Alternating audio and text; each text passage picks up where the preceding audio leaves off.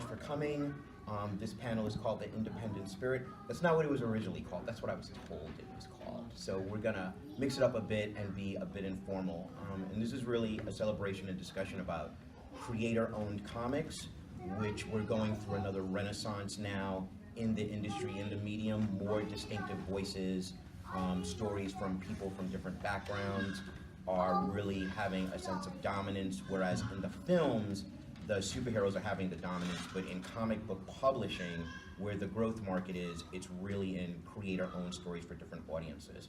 So this is a discussion about that. To that end, we want to talk to creators actually coming from different angles in the process. So we'll start with Alison Sampson. Alison is an illustrator and a writer. I'm not a writer at all? Not really a writer. Okay, no. okay. We first met when I was writing a column on diversity, actually, for Comic Book Resources, and that's how we started a discussion. And the most recent work I've read from you is Winnebago Graveyard through Image with Steve Niles. Yeah. So we'll talk about that. Ram V has written for Image Comics, now writing for Vault, The Savage Shores. Yep. The 4th issue is about to come out. Yep. Wrote a great issue of Catwoman, and is working on some more stuff for DC, including Swamp Thing, right? Yeah, doing a Justice League Dark annual, but kind of centered around Swamp Thing, if you will. That'd be pretty cool. Sayra Begum has her premiere graphic novel called Mongrel coming out from Knockabout Comics in 2020, which is actually premiering here for the first time here at Portsmouth Comic-Con, right? And you're an illustrator by background. Yeah. But for this, you're serving both roles, writer and illustrator. Yeah. And so that's something I want to talk about in terms of the different ways in which, for creator-owned projects coming into projects. So, Alison, why don't we start with you? How is it working on a creator-owned project, but you're acting as the artist? So how collaborative is that in terms of working with a writer? And in this case, where did the idea of Winnebago Graveyard come from? So can you talk about that? So it's a pretty unusual thing. It's not cut and dry at all. No, it isn't. I mean, when I make comics, illustrator probably isn't the word I would use because it sounds slightly passive. Artist is fine. And the way Winnebago Graveyard came around, which was surprisingly collaborative, was that Steve and I somehow ended up working together, and we both think we asked the other one. I know I asked him, but he thinks he asked me, and I know this. And he was like, "Do you want to do Satanists in Texas or Monsters in Space?" And I was like, "I'll take the Satanists in Texas." And then he wrote a very short outline, and then I made 4 pages of quite elaborate art to give him things to write about and characters and settings. So what that did was it showed what I knew I could draw it, because I already had. And then he wrote the first couple of issues of script, which I drew. This was over quite a long period of time, because while we were doing it, we were trying to get some money to make it as well, and we'd pay other people. So it was stretched over this quite long period, where we both had quite big life events happen, which derailed us. And then after a while, we came to announce it. I wanted to announce it at Image Expo, and I went out to the west coast of America and announced it. And then I travelled down the coast. I wanted to go and stay with. I wanted to meet Steve in person, because I think if you do creator in comics, it's like a marriage, and it's like you need to get on and you need to be treated properly. And I think that if you actually meet the person, then you're going to be treated better. So, which wasn't that I didn't think it wouldn't, but I thought it was helpful to me. So I went to his house and stayed in Steve Niles' house, which was very interesting in its own right.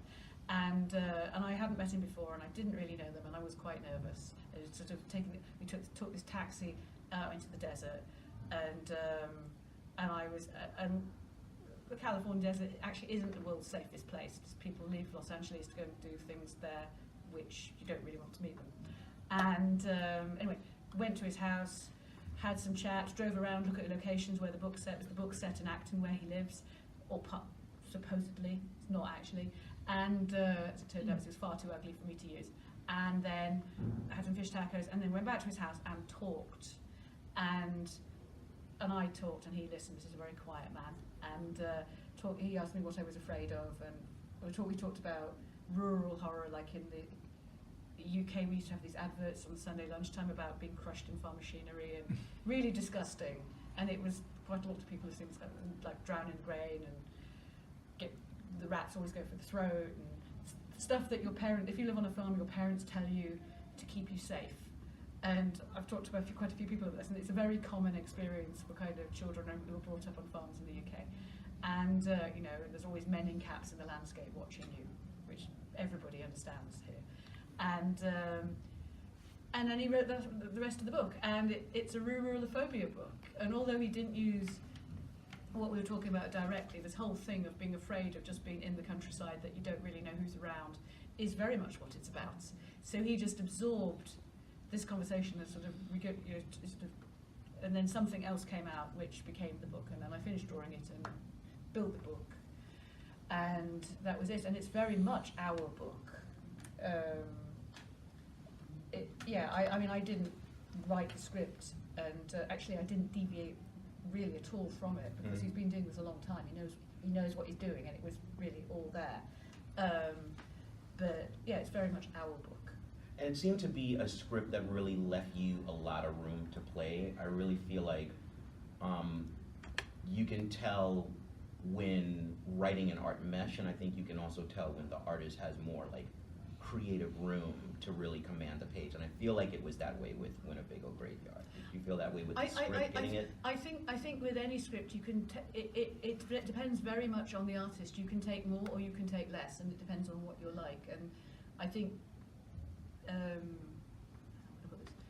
I'm not the quickest artist, which means I tend to want to get more value for myself out of the work, which means I'm going to put more of myself into it, if that makes sense. If I'm going to do this, I'm going to do this. Nice. And that tends to end up looking like that. Gotcha. But it wouldn't necessarily be the same for anybody. If someone else got given Steve's script, they might do it differently. Although he's a very brief, particularly towards the end of the book, he's a very brief scripter. Oh, okay. All right. Like, I think the last, I reformat scripts so they're easy to print out, and I think the last issue went on to 7 sides of A4 really easily. All right. That was short. Good to know. No, that's not a criticism. It's just he's been doing this a long time. He's very efficient. Yeah.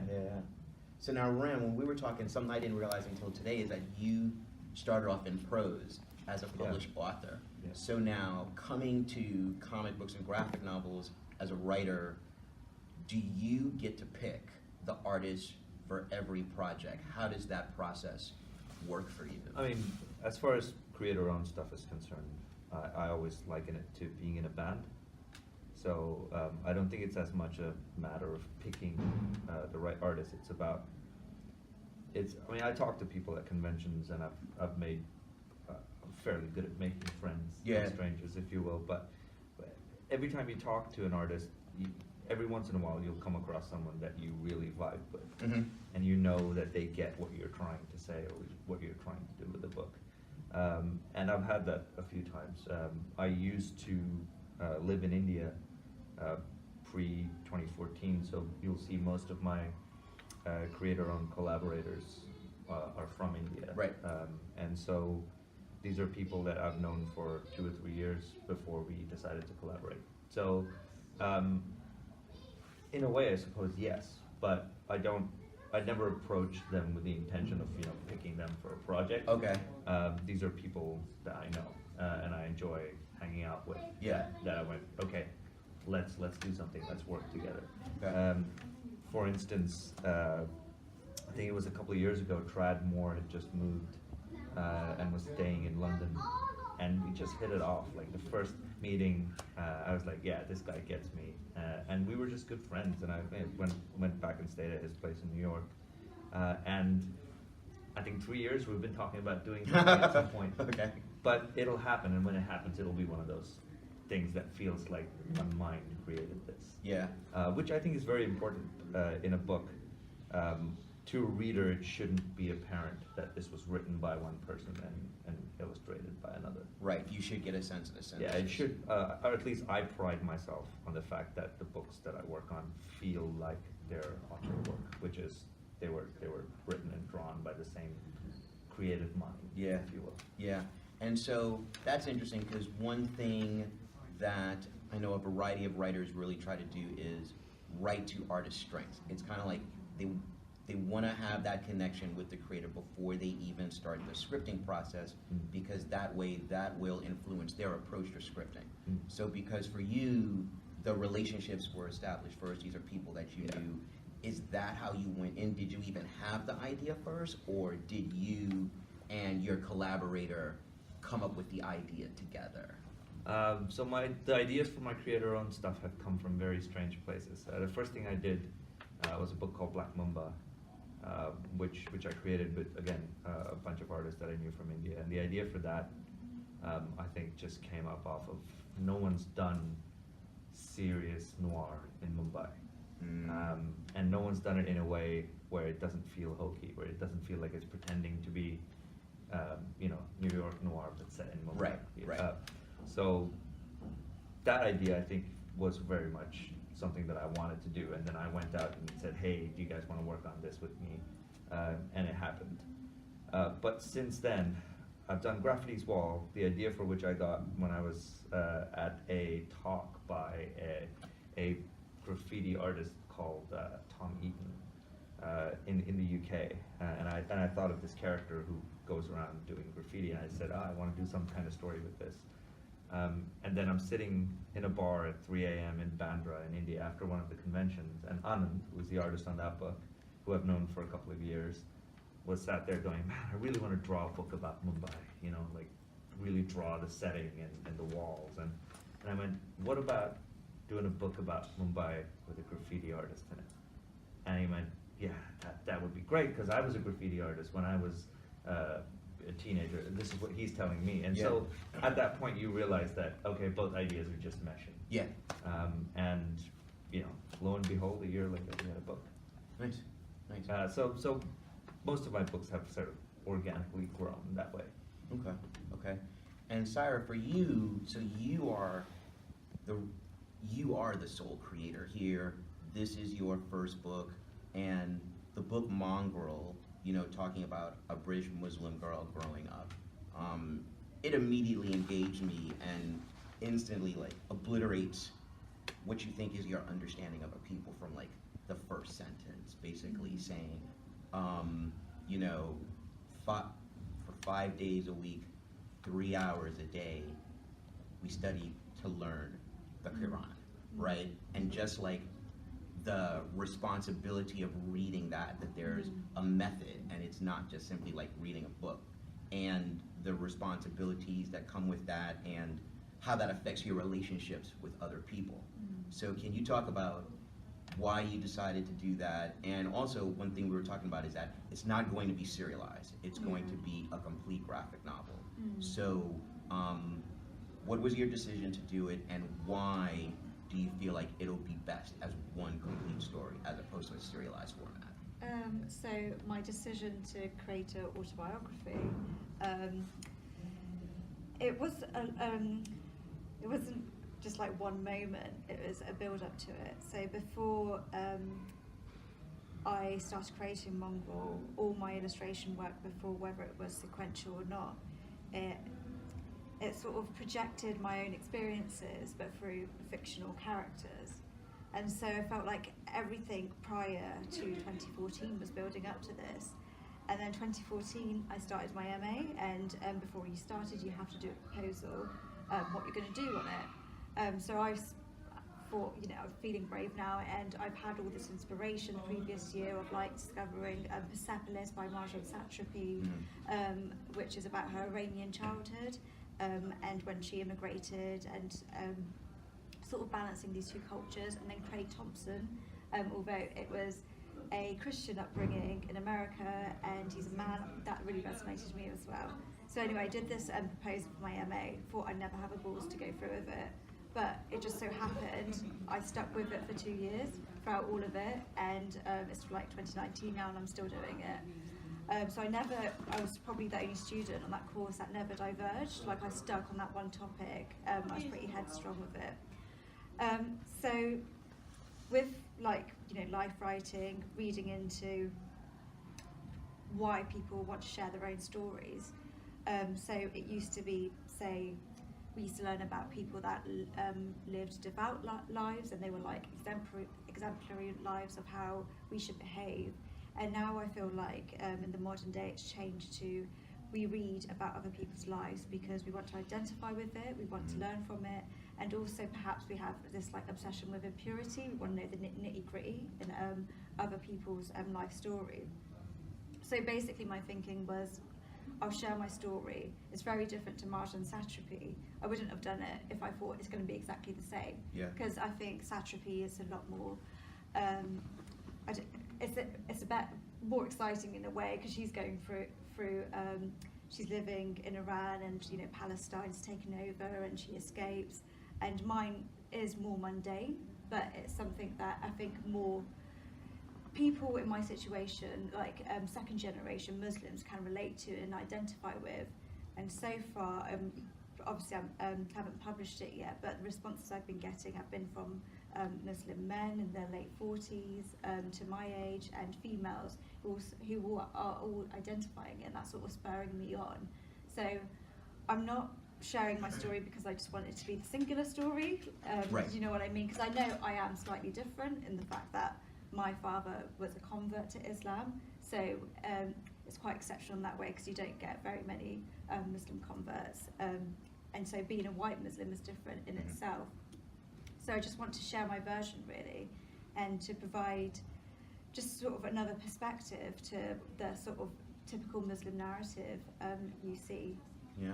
Basically. Is there anything what you were saying about where society is going in terms of, you know, the image that we were taught to project is basically one of perfection and invulnerability. And now what it's about is showing all the cracks. It's about admitting that we're suffering from depression or anxiety, and just speaking to vulnerability and how to find strength in failure.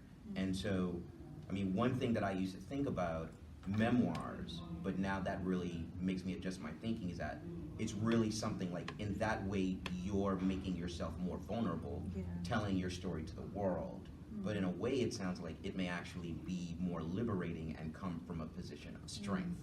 Is that how it was for you? Like, when you said, okay, I'm gonna tell my story, was it liberating to do so because you realized that those kinds of inner conflicts could connect with people, and that now we're all talking about our personal inner conflicts. We're not afraid to talk about it anymore. So without getting too personal, like I sort of was very private. I had these two lives, this like life that I hid from my family about, you know, falling in love with a non-Muslim, and then the sort of the self that I projected to my non-Muslim friends.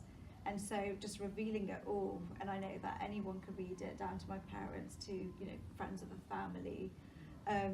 It is kind of just like, I don't know, just separating from it in a way. And also I feel like you're creating a distance at the same time with that creation of an alter ego, who is Shuna. So by creating that alter ego, you're sort of, I don't know, you're creating a figure to project your story into, but it's not so much yourself. So I find it quite easy, like when I usually talk about Shuna, she's a different person, she's not myself. Yeah, interesting. And Ram, in reading These Savage Shores, without, you know, giving it away for anybody, you know, intrinsic in the first issue is a theme of colonialism. And the thing about that is, unfortunately, that is still very much relevant. It's going to be relevant for some time. And for you as a writer, tell me about like your intention to bring that in as a theme. Like, in writing this story, was it necessary for you to kind of comment on colonialism within the story, or was that organically through it? So basically, like, are you writing intentionally with a social consciousness for us to have a discussion about this, a longer discussion about the consequences of that? Or was that just organically a part of the story? I think it is the motif of a lot of my work. If I'm going to tell you a science fiction story, it's not just going to be about spaceships and lasers and Right. whatnot. If I'm going to tell you a fantasy story, it's not just going to be about people with swords. So, I mean, again, going back to Black Mamba, yes, it was crime noir, but the twist was that there was no real crime. It was about the sort of urban existentialist disconnect of living in a busy city. So with These Savage Shores, I knew that it had to be something other than just a story about vampires kind of fighting each other, Yeah. if you will. And I wouldn't have done the book if I just had a story, an idea for a vampire story. Yeah. It had to be, okay, what am I saying through this conflict of vampires? Right. Really? And I remember very distinctly the idea came to me when I was doing research for some Indian mythology-based stuff, and I realized that the Indian Rakshas mythology is very similar to the European vampire myth, except it predates the European first mention of the European vampire by about 200 years. Yeah. So I went, that's an interesting thing to play with. But I didn't have the idea for the rest of the story, so 3 years on, I had done nothing with that thought until I was watching a BBC show. I think it was a BBC show. I was watching a sort of British period drama called Taboo. And looking at that, it brought back memories of colonial era Britain. And the two things just clicked into place. Yeah. I went, yes, I can talk about colonialism by talking about a conflict of two cultural icons, if you will.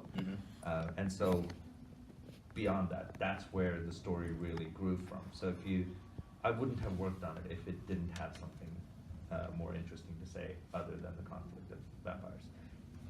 On the subject of colonialism, yes, it's a very important subject for me because one of my earliest experiences with writing was a friend of mine who, very well read and had just started reading some of my early stuff, went, you know, you're doing genre fiction, you're doing fantasy, science fiction, but how come there are no Indian characters in your science fiction? And I thought that was I felt very uncomfortable answering that. And I kind of examined why, and it was because I never grew up reading Indian characters placed in positions of protagonists in any kind of, although, you know, India's contribution to the sciences has been amazing. Like, we invented the number zero. There have been, C.V. Raman is a world-renowned physicist. So I realized that even Indian fiction was saddled with its colonial history.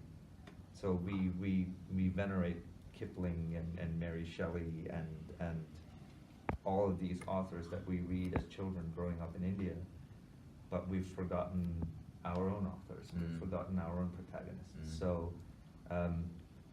I guess I looked at what that does to a people when you take their cultural aura, their cultural history, and you,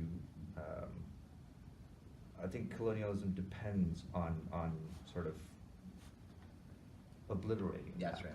Yep. on taking away that identity Yep. that you could possibly have, and that's a very vampire thing to do. To take Right. someone and convert them into a Right. thing that is now subservient to you. And to do it through force. Yeah.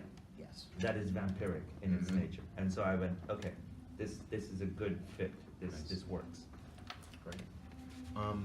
And Alison, in reading Winnebago Graveyard, what really struck me is you're immediately brought into a family that kind of represents, kind of like the dynamic now, or maybe the dynamic that has always been but not really shown in fiction, and the dynamic that's magnified by technology, the distance between a child and their parents. And I think I almost got the feeling that maybe the son was from the wife's first marriage Yes, or something. that's right? that is correct. We don't say, but that is correct. Yeah. And so that immediately drew me in, and you talked about how Winnebago Graveyard basically grew out of this idea of like a fear within an environment. And so starting with the family, was that the idea, the thing that you actually wanted to discuss, a familial dynamic within this horror story? Oh, that's correct. I mean, it being a Steve Niles book, there's even if people don't know, there's a probable implication that bad things are going to happen to somebody. It's not possibly the world's most intellectual book that it's a bad things happen book, and bad things are going to happen to somebody. The question is who's it going to happen to, and how are you going to feel when it does? Right. And so, what the book looks at to some extent is what the relationships are of the three people. So there's the mother, her son, and her second husband, and he's a fairly new husband, and the son's is a teenage. I was going to say something derogatory. He's a teenager, and who's slightly teenager-ish, and it's you have to be somewhat invested in these people to care what is going to happen to them. Right. Because otherwise the book would be pointless. Yeah. It wouldn't work. And they are actually all people I know, but there's this sort of tension between the mother and the husband, and it's sort of he's trying to make it work, and then there's a tension between him and the teenage stepson, because that's not a good age to kind of have a new father, and, yeah. and he's not, and he's a bit irritated, and like what it does is these sort of cracks in the relationship then raise questions about when the shit hits the fan, who's going to help, and indeed who's going to do something selfless, or who's going to protect who, and it just basically the picture of the family just raises questions in the reader's mind about what is going to happen to who. And like I say, not the world's smartest book, but you set up various tensions, which then the question is how is that going to play out? And while we were on that, the theme of all Steve's work, as far as I understand it, it has one theme, and the thing, a bit like you, colonialism runs through your work, the theme of what runs through all his work is who is the monster? And it's like, who is it's what will a mother do to protect their child? Quite a lot, Right. as it turns out. And who is the monster? Who's the bad person? And it remains in question for quite a while. And we introduce another person, and there is a good question about who he is all the way through, where he's he's absorbed into this family, and I can't say anymore without sort of without spoiling it. But like as I say, the tensions in the family set up the tensions in the. It's an Are They Going to Survive the Night book. It's like, well, are they? And indeed, who is the monster? And what I found really ironic is the problem, the peril is increased because the father tried to find a solution that goes away from the problem. Like, we say technology is a problem, and so this person tried to find a way to engage the family, and it ended up leading to the bigger peril. So basically, like, technology is not the problem. The problem runs much deeper, and we say that as an excuse. And to some extent, a close reading of the book identifies that a lot of the problems aren't quite what you think they are. That I think it's fair to say that it's quite our family don't actually meet the bad people as often as it might look. Yeah. And a lot of the problems that come to them come from themselves. And one could leave, or even. Yeah. And they don't. They just blunder into the situation. They are meant to be the reader. Essentially, it's like there is a slight north versus south thing where they're a family from some northern city who is the people like us, and they go on their holiday in their holiday clothes to somewhere, and it's just new for them, and I wouldn't like to say how paranoid they might be, but it really doesn't help. Yeah. And and there's choice in a triangular relationship.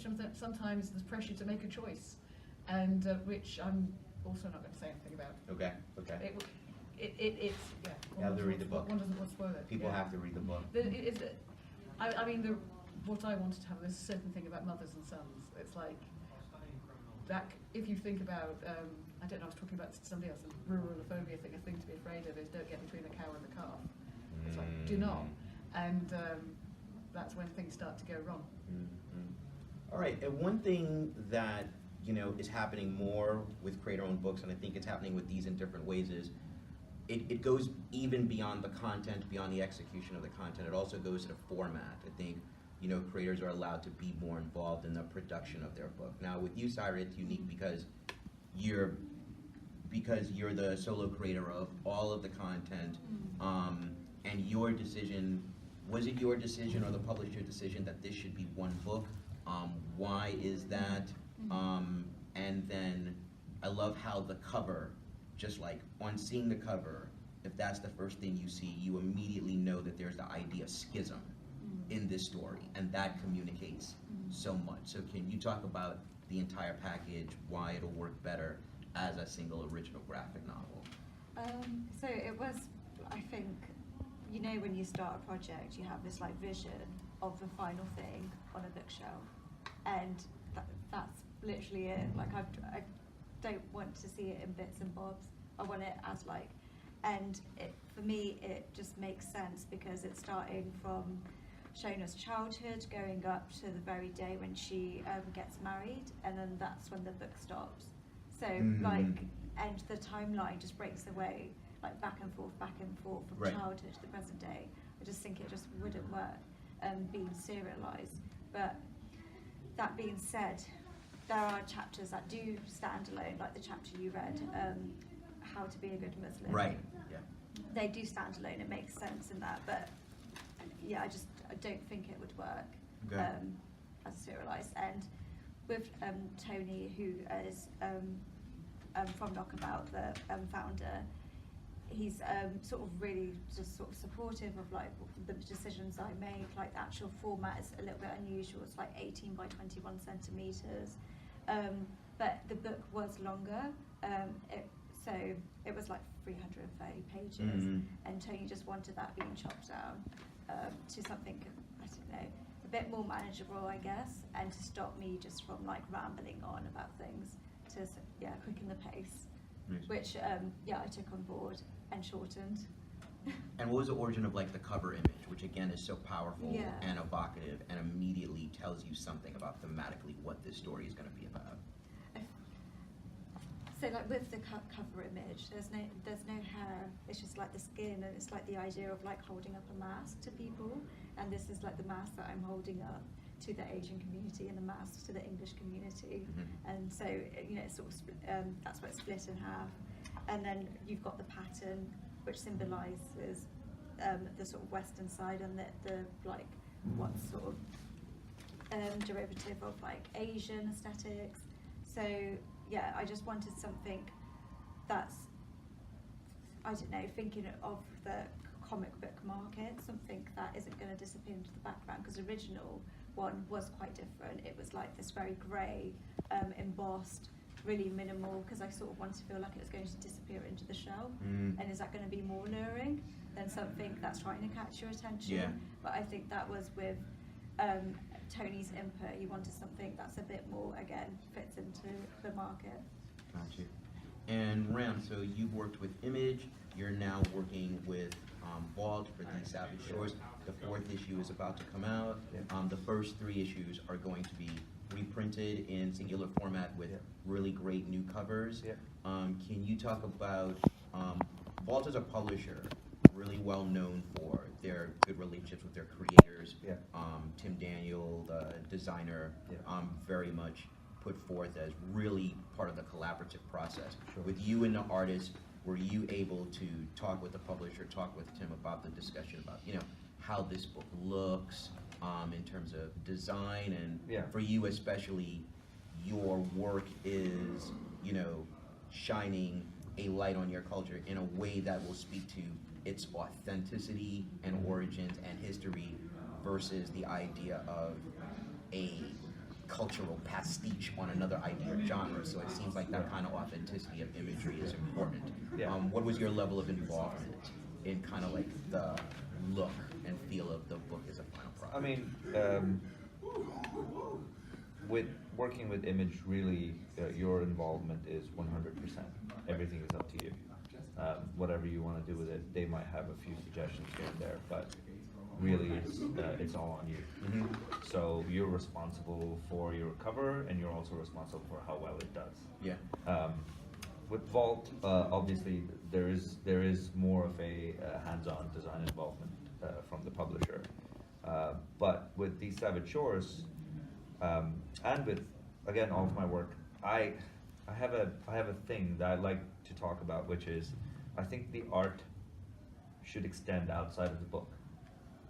So your cover should be part of what you're trying to say with the book. Your format should be part of what you're trying to do with the book. And so every choice you make should have artistic merit. So with that in view, the covers that we did were, at least, are in some way signaling to that era of kind of exotic romance novels, like retro exotic romance. Right, interesting. Or the first cover was also supposed to remind you of like merchant ivory films from India. I completely failed in that, didn't I? I don't think mine is No, merchant but- ivory like in the but- slightest. No, I think I do. It's kind of very pink. But it still has that sort of inherent sense of old school romance.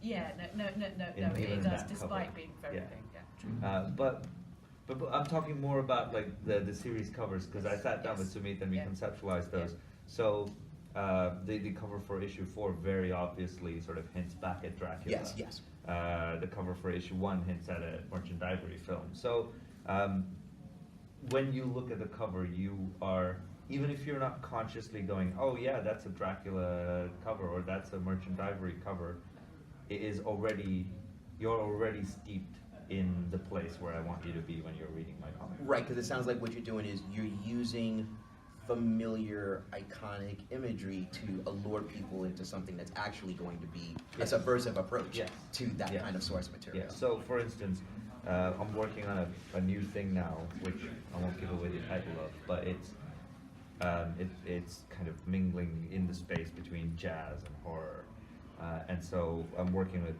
an incredible designer on that. His name is Tom Mueller. Mhm. He's very good at what he does, and we went back and we said, all right, let's go and look at the history of the Blue Note vinyl covers, and let's take that and let's do comic book covers that remind you of old school Blue Note vinyl covers. So our first cover that we did for it was based off the Joe Henderson 3 photographs of him playing the trumpet, but we've kind of taken that and twisted it. Yeah. So it puts you right there. You're right there. You know where this book is going. You know what era it's going to talk about. Yeah. And I enjoy that. I enjoy the idea that you can already transport your reader before they've begun to read your book, just with that first image. Yeah, especially, if you're talking about trying to get new readers to your book, on any given Wednesday, there's so many covers. Yeah. And in the bookstores, the graphic novel sections are growing, but that means that the competition is higher. Right. There's so many covers, so yours has to be immediately engaging and evocative in a way that it stops I people. think you should start telling your story with the cover. Yep. That's what it is. Yes, there are a lot of books on the shelves, and even if you say, had with the most discerning taste, went and picked out the 10 best covers, you're not going to be able to say that this one is better than the other. Right. So what is the thing that makes your work stand out? And I think you should start telling your story with the cover. I think looking at your cover, even if it's as attractive or less attractive than 10 other covers out there, if your reader can go, I want to know what happens with that, you've already got them. Yeah, the cover is page 1. Yeah. That's pretty cool. And so, Alison, talk about that with Winnebago Graveyard and your decisions on imagery with covers as like the introduction.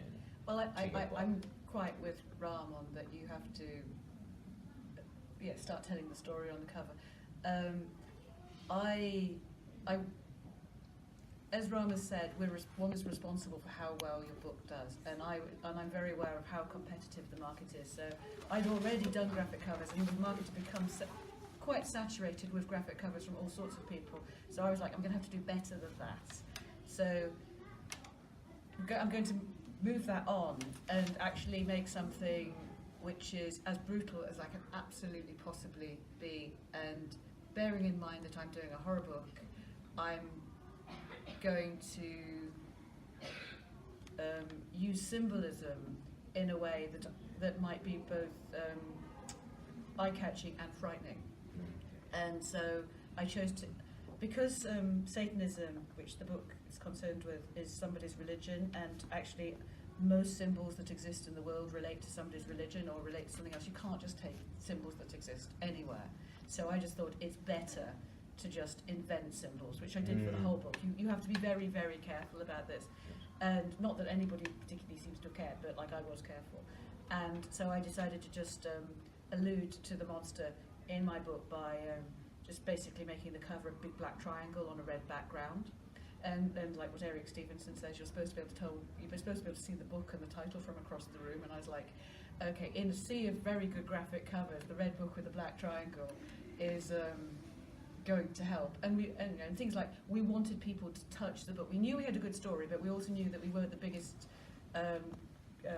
collaborators at Illidge, and so we had to kind of get through that. So I thought I gave the Image Comics production department a project to how could we get people to touch the book, and they did some research and they came back with this kind of shopping list of things we could do. And I think the most expensive one was you can have it furry or something. Which would you like it flocked? And and then, would you like it spot gloss and flocked? And and with lots of things we didn't do, but we looked into it, and we have this kind of red velvet book, but also when you open the whole thing out, it's with this black triangle. We're kind of using symbols and things which may or may not be real to establish a mood for the book, which I think worked. It's and also I employed other variant cover artists who could misdirect. We have some level of misdirect. I mean, Helen Chen did the variant cover for the first issue, and it's a holiday book, but it's not really. Right, so it's like, right. you're on holiday, aren't you? Yeah. And but not really. And so what she was doing was her. It is a horror cover, but it's not necessarily. You look at it twice and you realise that something bad is going to happen to these people. And I sort of invented symbols, and so this black triangle there's a story through the covers, which are all landscapes. The Winnebago graveyard, of course, isn't just two words we pushed together. It's actually the name of a very specific kind of landscape, which is in the book, which is not a spoiler to say. And so we have all these landscape covers, and the Pyramid of Death, various things happen to it on the various covers, and we sort of, and we set it in various ways, and it moves around slightly, but it always remains the same. And it's a kind of it's a massive inevitability in the story. It's like the monster is always there in all these environments, no matter what you're saying. And although I won't go into it now, there is a story. There is a story to tell from one cover to the next, to the next, to the next, about how the story progresses and how people see what's going on. But also, I sell the covers individually as art, and people like. It's quite strange. People like to have these things in their houses, which I'm kind of very okay with. But it's like it is the Pyramid of Death. But as I say, the main reason for having this was to invent a symbol that was inherently frightening, but also, as I say, accomplishes the double purpose of the fact you can see it from not only across the room but from across the road. Wow. And that worked well for us. We got it in a few shop windows. Nice. All right, so my final question is talk about, and this is something that, as you were talking about, I guess, again, society going towards being more vulnerable, being more open. One of the things that, has now become more of a discussion is like balancing your creative life and your personal life. And for some people, there's a heavy imbalance, and, that's something that even people are more interested in, fans, readers are more interested in, like, what are we doing in our spare time? What's our background? So tell me about balancing the life of being a graphic novelist with, you know, whatever else you're doing, like, and how you, I guess, like, set up your days to structure it for, like, your discipline. Okay. I wasn't so bad when I lived in Cornwall about a few months ago, because I was working at a modern art gallery 2 days a week, so I got, like, you know, all my extrovert self out, and then 5 days a week I would be in my studio room by myself. Since I've moved to Hampshire, I've been quite terrible with my balance. I think I'm working like six days a week at the moment, and my days are pretty long. So, you know, I can stay up until 3 in the morning, and I always calculate it. So I get less than 8 hours sleep, but then I wake up and then start drawing, and then take out your dog. So, like, I'm really reliant on my dog to get my exercise. Wow. Otherwise, you know, you just start cramping up at your desk. So I usually walk for about an hour and a half a day, in between, you know, that sort of the long day drawing. So, and then sort of I time it, by the time I sit at my desk, start working, I can't go to bed until I've been working for 12 hours, including the dog walk. Wow. So, yeah, so it's, do you know what I mean? It's not regimented in the way, Yeah. like, I have to be up at 6 in the morning. Yeah. I time it so when I get up, I have to work that set day. Yeah. Yeah, so I think for me, it's really nice to have a part-time job, something that just completely breaks you out of a routine, and, you know, just be on your feet rather than just sitting down. It does actually get really tiring in a weird way. Yeah. Like, you start getting, like, hand cramps, like bad knee, bad hips, and, you know, so, and making sure the setup, your drawing setup is right, so it really helps having a good chair, that table that slants towards you so you don't get a neck cramp, have good finger grips so you don't get huge, what do you call it, blisters, yeah. So you figured out all the tricks, the comfort to deal with long runs at the table. Yeah, because you know, page takes me so long, but like I said, like minimum 10 hours, and I try and get a page done a day. So I need to sort of like keep my body like feeling not horrendous. Yeah. And yeah, just having a golden retriever is really good to get you moving. Yeah. All right. And Ren, what about you? Is there a balance? Yeah, my thoughts went back to watching a video about Andrei Tarkovsky talking about being comfortable in your own solitude. So I think that's very important for a writer. You can't be afraid of spending long stretches of time away from people with just your thoughts. In fact, I find that my work suffers if there are people that I know in the vicinity of me when I am working. So, she's gonna hate me for this, but my wife just took like a week-long vacation because she'd been working really hard. She's like, I'm not gonna do anything, I'm just gonna hang around the house. I'm like, oh man, I can't write. Did you buy her a ticket to someplace? And not so you could take a because, vacation? No, I mean, she just wanted to relax. And frankly, it's not her fault, and I keep telling her that it's nothing you're doing. It's just that I know you're in the next room. So I'm tempted, when the story suffers, I'm tempted to come out and go, hey, what's up? What are you doing? Yeah. And that's not the best thing. Sometimes you have to put yourself in a position where you don't have a choice, where you're just sat there and going, all right, brain, let's work through this. Yeah. And so I enjoy doing that. And so I don't have complaints about my work-life balance. I keep telling people that if you're a writer, like your workday doesn't really end. Like you go to bed, but in those hours before you're asleep, you're still thinking, what if I do that with that character? And I think that's an interesting space to be in. It's nowhere near as strenuous as standing at a desk or sitting at a desk and drawing. I can pretty much go anywhere I want and write. I don't have issues as long if I'm surrounded by people I don't know, because I'm very comfortable ignoring people I don't know. So usually my work day, I get up around 10. I drink coffee. I spend like an hour and a half or two being surly and angry at the world and watching news and going, oh, what do you guys know? And then I start writing around 12. Yeah. And I write from 12 to 4, which is like sacred time. Nothing gets to disturb me then. 4 o'clock, I'll take, so my wife takes out the dog in the morning. 4 o'clock, I'll take the dog out for a second walk. I'll walk down, get some coffee, read at the coffee shop for a while. Come back and relax, watch some TV and stuff, and start on my second session of writing around 10 p.m. or 11 p.m. and then write till about 3 in the morning. Wow, wow. So I do those 2 sessions pretty much every day, unless I'm out at a convention or on vacation or meeting someone. Yeah. Alison, is there a dog in your equation? Like the dog seems to be like a very important like. No, there isn't. But I I've do, got a Jack Russell Terrier, I do but- have a partner who is, I think has actually suggested I treat him like a pet, which is quite possibly true. Wow. Though it's kind of true. But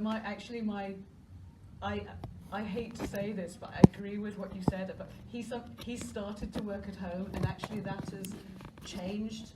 I've decided consciously, because I have problems with him being I'd around. have to find a workspace. We might, I was going to say we might share one because I have that problem. I've actually been debating about moving out because of going out to work and getting a studio at Wimbledon Art Studios because I think I might need it. But so I get up, I don't know, 9ish between. Then I have some breakfast. I do my emails. I go out and do some days a week or at home. So I bought a cardio machine and put it in my kitchen because it was necessary. I go out to our local gym and do a high impact class, and I come back, have some lunch, and I've got a block of time from about 1:30 to maybe 8, where I'm working, and then Jez comes home. And part of the social contract is I cook his dinner. So it's super old-fashioned, whatever, traditional, cook his dinner, we eat dinner, and then I get another block of time of about the same length. So it's like it's Sayra's regime, but split in 2. So it's sort of from about 9:30 to maybe 2:30 or 3 in the morning. Probably more likely 2:30 because I need a fair bit of sleep. And then I'll work, and it's because he started working at home. My timetable has slipped backwards, where I'm like, he's gone to bed, I can do some work now, which is terrible. But it is partly to do with the fact that he's there, so I'm actually sleeping when he's kind of just being a pain in the house, and then when he's gone to bed, I'm like, right, it's all quiet now, and it's kind of slid into that, and that's partly also connected with the fact that I'm still jet lagged from New York Comic Con. And I'm still several hours Permanent out. jet lag. Wow. I slipped in my timing, and then it turned out to be really useful. So I'm like, I might keep doing that. See, this also has a very dangerous and unforeseen consequence, this inability to work when your partner's there. Mm-hmm. So the only time they see you at home is when you're not working because they're there. Yeah. So Pooja's just like, is this what you do all day? Do you just not work? Like, no, like the scripts don't get magically flipped, but how come when I'm here you're never writing? Yeah.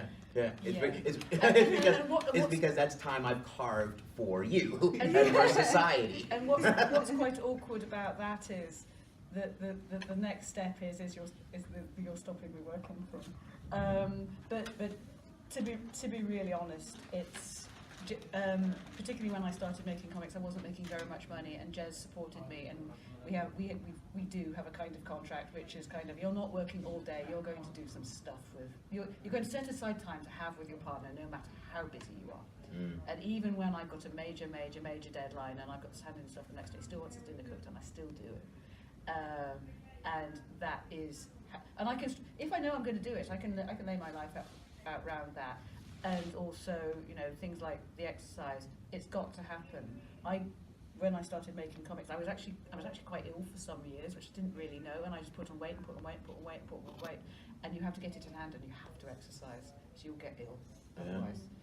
That's a good recommendation. You have to, and it's because if you're just sitting there all day, which you're not, But if you are sitting there all day, your metabolism will slow down, and then you're not burning up as much food, and then you just get metabolic disorders. And like, this is something nobody talks about, but it's kind of like, you will. And so yeah, and then you just have to deal with it. And you can turn that back, but you actually have to consciously turn it back, and you have to consciously go out and exercise. But I actually think it's kind of great. It's like all the freelancers in my neighbourhood go to the cheap classes during the day, and Wow. it's like meet loads of local people who do freelancing. That's nice. That may actually be the healthiest comic book community as part of the larger one there Yes. is. Yeah, it's the local freelancers going to the cheap lunchtime class, and it's like it's all the shut-ins. Yeah, we have some secret like power lifters Yeah. in New York Yeah. and stuff like that, Yeah. but that's not something you hear a lot, and that's actually really It seems to important. be a thing with artists. Like every time I follow artists on Instagram, I'm like, I want to see what you're drawing, and it's just videos of people lifting weights. Oh my God, I saw Phil Jimenez on Instagram this morning, and I felt like crap. His arms look so good, and I'm like, as soon as I get back home, I'm getting back into the gym. Like, this is not a constructive use of my time. You absolutely have to do that. It's kind of, I got this problem in my right arm, and I was like, oh no, it's like you've got to, if you start having a problem, you have to kind of get on it before it becomes a permanent problem. Yeah. And I was like, oh no, so it's like, yeah, you've got to go and do something. And I realised actually what was injuring me was going to conventions. It was lifting my rucksack with one arm and putting it on my back, and it's like, that's what's injuring your arm. And it's like, but you absolutely have to get these things in hand, and the way of getting these things in hand is by moving and strength training. You just get some muscle and it protects you. Yeah. That's why people do it. All right, let's open up the floor. Does anyone have any questions for anyone on our panel? No, we're all staying quiet. No. All right, nothing. Okay, maybe we've answered all the important questions. You're writing graphic novels. Is it harder or easier than writing other literature? Good question. Around as someone who's written prose. I don't think it's harder or easier. I think it's different, and I think it's helpful to recognize that it's different. What you're trying to achieve when you're writing a script for a graphic novel is very different from what you're trying to achieve when you're just writing prose. Mm-hmm. Part of that is functional, but also part of that is you're trying to transmit to your writer, to your artist, so they can tell the story with their own inputs to the reader. So you're not really writing what goes directly in front of the reader. So your job is to really try and plot what you need to convey to your artist, so that the end result of what they intend to do is the story that your reader will experience. And so writing with that in mind is very different from just writing prose. I don't know that one's harder or easier. I think writing prose takes a lot more discipline because it takes a lot more time. There's fewer deadlines. There's no one going, where's my next script? So it takes a lot of commitment to as I imagine it would be in your case, because you have so much work to do. It takes a lot of commitment to sit down and just write every day. Whereas with a comic book, it's much more collaborative. So I think there is a lot of joy in writing something and seeing your collaborator sort of play with that and vibe on it. That's always entertaining. I'm not really good with it. I can write independently. Not doing sort of novels and short stories or anything, but if you're writing a script for a graphic novel, it's you've got to get interest from the people concerned, haven't you? From the comic book. You could. There's different ways. Obviously, I'm at a point where I can send my ideas to publishers and they will look at it. Or I could send my ideas to artists and they will take it seriously. But the first couple of books I did were just me being headstrong, where I was like, I want to make this book. Mm-hmm. I'm going to make it. And so the first couple of books I did, I think we had at least a chapter or the first issue of a series done before publishers even saw it and took us seriously. Yeah.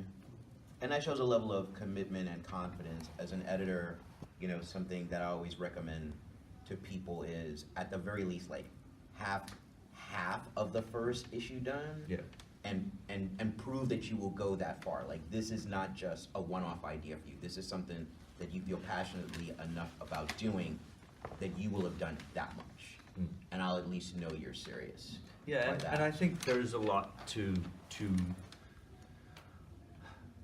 It is not sufficient to just know how to write a script to be able to create our own comic. There are a lot of ancillaries that go with that understanding. And so when you have produced pages of finished comic book art, you have shown that you're capable of working with a group of people to get to a final result, and you understand how that works. If you've just got a script, you've not demonstrated that you can create your own book. You've only demonstrated that you can write a script. I mean, that's not just a question to writers. I mean, if to some extent, how you want to get paid for making this book, and with say Image Comics, you may have an advance, but all the money that is coming into the book is coming from sales. There's no other money coming to you. It's all from sales, and consequently, everybody wants to get paid. And you know, the artist wants to get paid as much as the writer wants to get paid, if not more so, because they've spent maybe multiple times as long on working on it. So you want to get paid, and so you have an incentive to market the book. And what Ram didn't go into, but alluded to, was not only do you have to make the whole book, and the writer might make the script, but somebody has to make the entire book, and has to not only draw it, but has to put the thing together, and has to letter it and design it and do the covers and do all the extra things that go into the comic and hand in the book. And that might be the artist, or it might be the writer, or it might be somebody else, or it might be all of them. And then, when the book has been handed in, or actually before the book has been handed in, let's face it, because that's the order it runs in, the whole team, it's incumbent on them to actually market the book themselves. Image does do a bit of help, but as Ram says, really, it's good to assume you're going to do everything. I mean, So I think there's a lot that of work to do extends. there. I think I would say that extends beyond just comic books, though. I'm contrary to public opinion. I don't romanticize the idea of writing. I think a good writer is also a good carpenter, and if you made the world's best chair, you wouldn't expect people to know that it's the world's best chair unless you went out there, put it out in a place, and went, please sit on it. So if you wrote the world's greatest book, you still have to have the ability to go out there, put it in front of readers, put it in front of publishers, and go, look, I expect I've written a good book, I expect I've created a good comic, and I want people to read it, I want people to see it. So that kind of ancillary knowledge and willingness to do that work is something that you definitely need to demonstrate more in comics than when you're writing prose. Well, that's a great note to end on, definitely, that it just starts with the creative process, but it ends with the overall responsibility of, once your work is done, connecting with who is going to be the audience of that book and bringing them to your story, because awareness of it is not going to be automatic. Build it and they will come is a very romantic notion. Yeah. Built by someone who probably didn't have to do that and probably had other people working for them. Yeah. So, well, thank you all for coming, Sayra, Begum, and 2020 Knockabout Press, Mongrel. Yeah. Do we have a sense of like what season yet? What part of the year do we know? February. February 2020. Yeah. Okay, so early in the year. That's going to be Yeah. great. Yeah. And Romvi, The Savage Shores, the fourth and is it the final issue of The the final miniseries? issue comes out in June-ish. Okay. So the fifth issue, which will be the final issue, will be out in June, and the trade shortly after, probably July. Great. And issues 1 to 3 being reprinted with new Yes, covers. they will be out in stores May 22nd. Nice, So. nice. And Alison, Winnebago Graveyard is in trade paperback. And do you want to talk about I can talk anything else that you're working absolutely. on? Winnebago Graveyard has been out for a bit, and it came out in French from Glenat in this last autumn. And I've drawn a whole other comic series for Image Comics in the meantime, which is Hit Girl No Man's Land, which was written by Peter Milligan. Nice. And I've just about finished it. It's being coloured at the moment by Tree Farrell. It's absolutely amazing. I'm so excited. And I think Clem Robbins is also currently lettering it.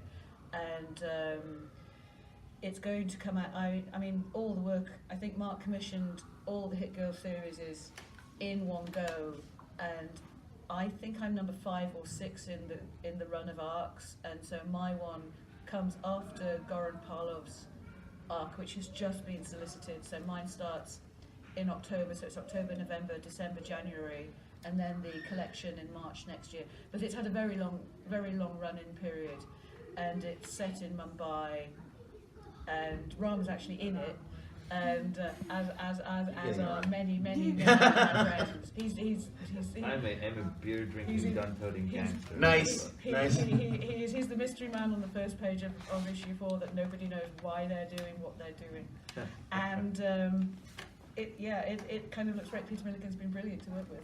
Nice. Looking forward to that starting in October. Yes. So a fall blockbuster storyline. At last. Yeah. It's been a long way. Yeah. All right. Great. Well, thank you all for coming, and I'm Joseph Illidge, the editorial director for Wave Blue World, and thank you for attending our panel. Thank you. Thank you.